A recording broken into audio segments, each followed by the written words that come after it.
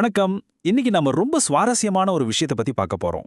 நம்ம கிட்ட இருக்கிற பொருட்கள் நம்மள பத்தி உண்மையிலே என்ன சொல்லுது? நம்ம பொருட்களோட இருக்கிற இந்த உறவை புரிஞ்சிக்க ரொம்ப சக்தி வாய்ந்த பழங்காலத்துல இருந்து வர்ற 2 ஆடைகளை பத்தின ஒரு உவமையை தான் நம்ம பார்க்க போறோம். சரி வாங்க ஆரம்பிக்கலாம்.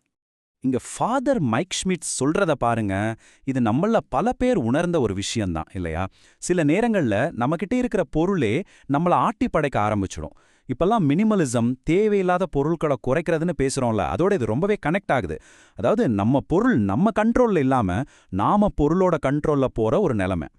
ஆனா ஒரு நிமிஷம், இது வெறும் நம்ம வீட்ல தேவைக்கு அதிகமா பொருள் சேர்த்து வைக்கிறத பத்தின விஷயம் மட்டும் இல்ல.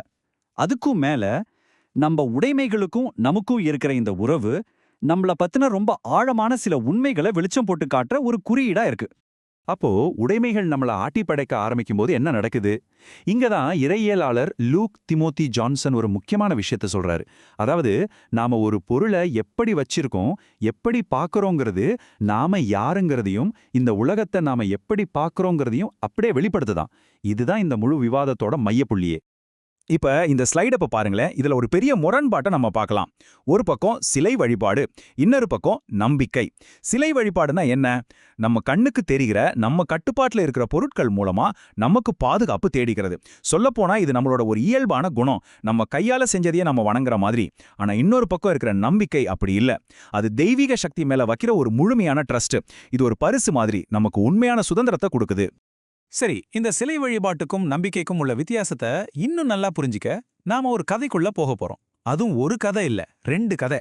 பைபிள்ல இருந்து வர்ற 2 ஆடைகளை பத்தின கதை.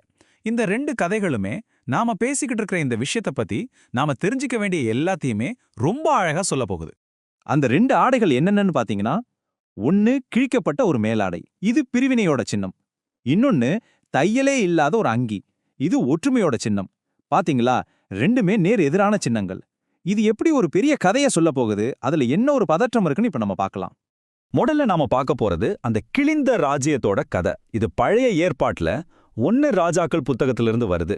ரொம்பவே ஒரு டிராமாட்டிக்கான தீர்க்க தரிசனமான ஒரு நிகழ்வு. அப்போ ஒரு ராஜ்யமே உடைய போற ஒரு சூழ்நிலை. அங்க என்ன நடக்குதுன்னு ஸ்டெப் பை ஸ்டெப்பா பாருங்க. அகியாங்கிற தீர்க்கதரிசி இரபயாம்ங்கிறவரை நேருக்கு நேரா சந்திக்கிறாரு. அப்போ இரபயாம் ஒரு புத்தம் புது மேலாடை போட்டிருக்காரு.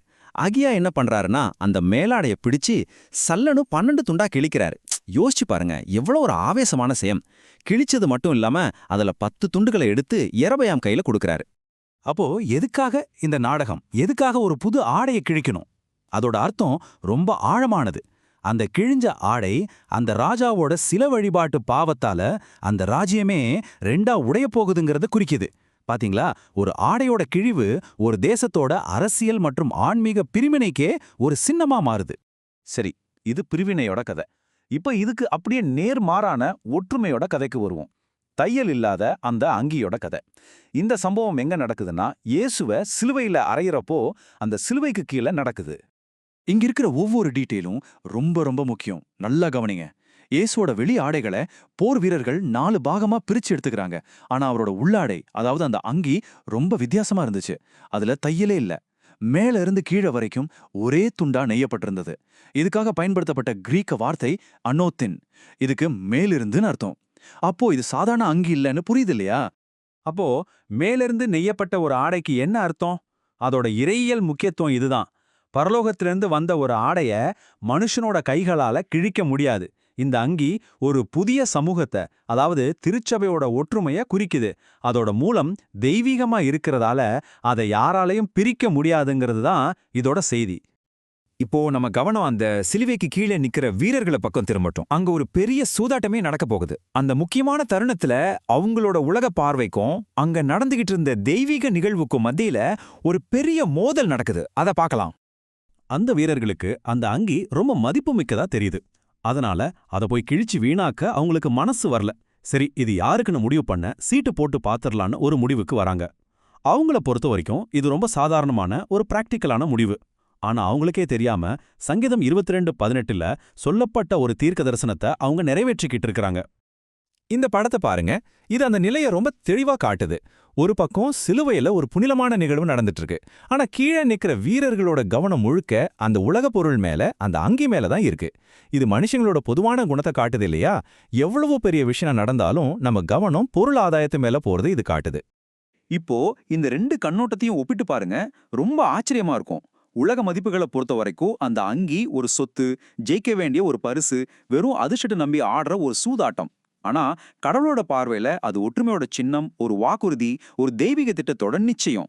ஆக அந்த வீரர்கள் ஆடின சூதாட்டம் கூட அவங்களுக்கே தெரியாம ஒரு தெய்வீக நோக்கத்தை நிறைவேற்ற உதவுச்சு.